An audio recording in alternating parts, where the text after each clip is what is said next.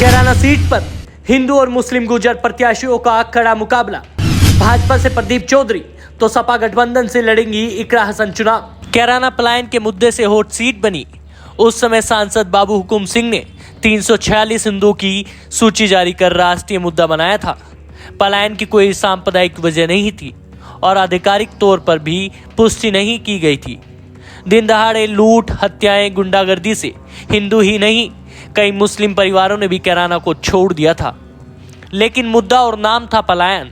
इस पलायन के मुद्दे ने भाजपा को संजीवनी देने का काम किया। 2014 के बाद 2019 में भी भाजपा ने इस मुद्दे को गरमाए रखा और लोकसभा चुनाव की रोटी सेक ली। बहरहाल 2024 के कैराना लोकसभा चुनाव में भाजपा ने दोबारा से प्रदीप चौधरी को अपना प्रत्याशी घोषित किया है। दरअसल लोकसभा चुनाव 2019 में भाजपा के टिकट पर प्रदीप चौधरी ने कैराना से चुनाव लड़ा। उन्होंने सपा के टिकट पर चुनाव लड़ी तबस्सुम हसन को 92,160 वोटों से हराया था। वहीं प्रदीप चौधरी को 5,66,961 तो सपा प्रत्याशी तबस्सुम हसन को 4,74,801 वोट मिले थे, जबकि कांग्रेस प्रत्याशी हरिंदर मलिक को मात्र 59,355 वोटों से संतुष्ट होना पड़ा था। लेकिन अब दोबारा से भाजपा ने प्रदीप चौधरी पर दाव खेला है।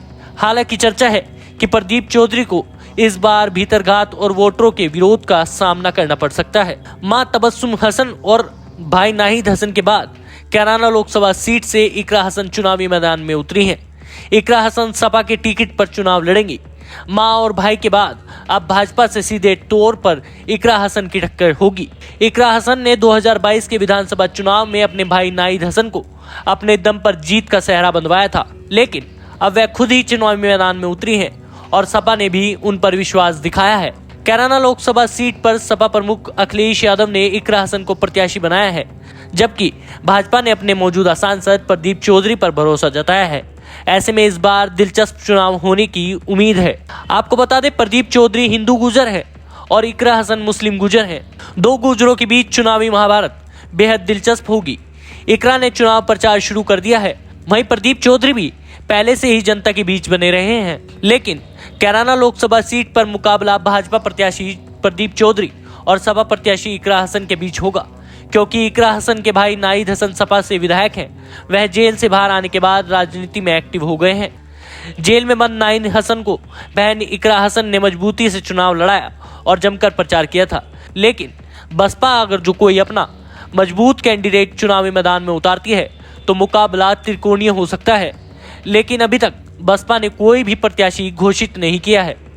दरअसल कैराना लोकसभा सीट पर भाजपा से हुकुम सिंह की बेटी मृगांका सिंह, भाजपा एमएलसी वीरेंद्र सिंह के बेटे पूर्व जिला अध्यक्ष मनीष चौहान, पूर्व एमएलसी सुरेश कश्यप और रमेश गौड कश्यप टिकट के लिए दावेदारी पेश कर रहे थे।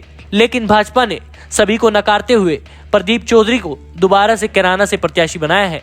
वहीं राजनीतिक गलियारे में चर्चा है कि सांसद प्रदीप चौधरी को दोबारा प्रत्याशी बनाए जाने से उन्हें अपनों के विरोध और भीतरघात का सामना करना पड़ सकता है। ऐसे में चुनावी समीकरण पर भी प्रभाव पड़ सकता है। आपको बता दें, मई 2023 में गुर्जर समाज ने नकुड़ विधानसभा क्षेत्र सम्राट मिहिर भोज प्रत्यार गौरव यात्रा निकाली थी, जिस पर गुर्जर और राजपूत समाज के सामने विवाद खड़ा हो गया था। राजपूत समाज ने यह यात्रा जबरन निकालने का विरोध भी दर्ज कराया था। वह भी सड़कों पर उतर गए थे, जिससे टकराव की स्थिति पैदा हो गई थी। वहीं जिले में इंटरनेट की सुविधाएं भी बंद कर दी गई थी। यात्रा में सांसद प्रदीप चौधरी के बेटे ने बढ़ चढ़कर भाग लिया था, जिससे राजपूत समाज नाराज हो गया था। तभी से प्रदीप चौधरी का विरोध सैनी, कश्यप और राजपूत समाज के कई गांव में हो रहा है। ऐसे में प्रदीप चौधरी को जीत का सेहरा पहनने के लिए भारी मशक्कत करनी पड़ सकती है।